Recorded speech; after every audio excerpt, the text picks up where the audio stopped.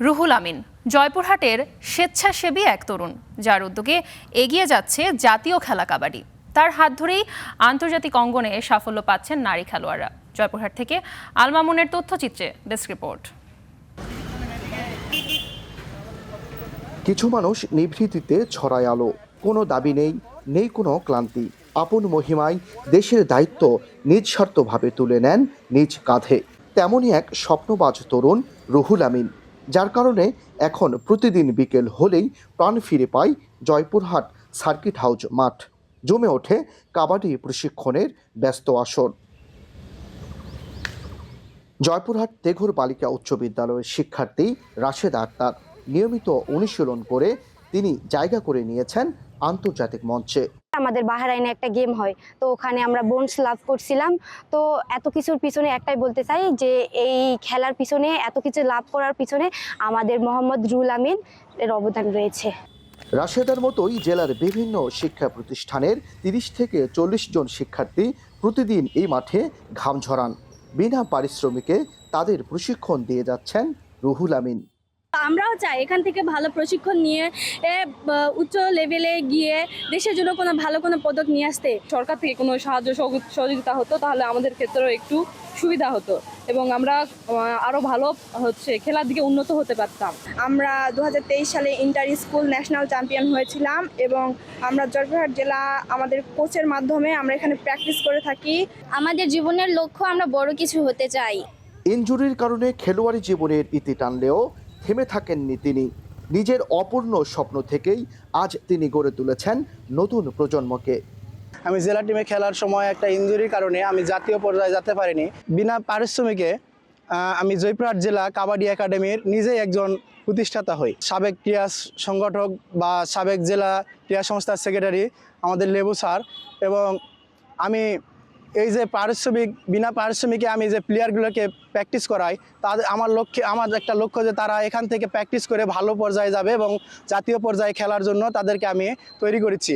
ক্রীড়া সংশ্লিষ্ট ব্যক্তিরা মনে করেন এ ধরনের উদ্যোগ অব্যাহত থাকলে জেলা থেকে উঠে আসবে প্রতিভাবান খেলোয়াড়। রুহুল আমিন যে কাবাডি কোচ আছে, স্বেচ্ছা নিরসনভাবে তারা একাডেমিকে সামনে এগিয়ে নিয়ে যাচ্ছে। আসলে এর মতো সংগঠনরা আমি খুব কম দেখেছি। এরকম সংগঠকরা আছেন জন্যই আমাদের জয়পুরহাট জেলায় কাবাডি একটা ভালো ফলাফল করছে। আমি আশা করছি এই একাডেমির যে মেয়েরা এখানে যে তারা অনুশীলন করছে, এই সমস্ত মেয়েরা আমাদের খুব অতি ভবিষ্যতে আমাদের জাতীয় পর্যায়ে আমাদের কাবাডি টিমকে নেতৃত্ব দিবে। রুহুল আমিনের স্বপ্ন আর পরিশ্রমে জয়পুরহাটের এই ছোট মাঠেই হয়ে উঠবে ভবিষ্যৎ তারকাদের বড় মঞ্চ। Abdullah Mamun, star news, Joypurhat. দর্শক, এই বিষয়ে জয়পুরহাট থেকে আলোচনা করতে আমাদের সাথে সরাসরি যুক্ত হচ্ছেন জয়পুরহাট জেলা ক্রীড়া সংস্থার সাবেক সাধারণ সম্পাদক মাহবুব মুর্শিদুল আলম লেবু।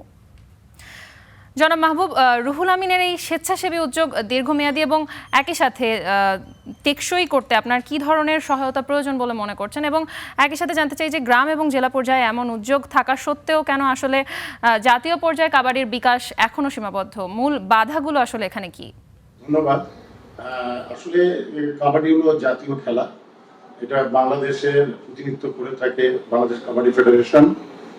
আমাদের কাবাডি ফেডারেশন বিভিন্ন অঞ্চলে তরুণ খেলোয়াড় তৈরির লক্ষ্যে তারা কাজ এগিয়ে নিয়ে যাচ্ছে।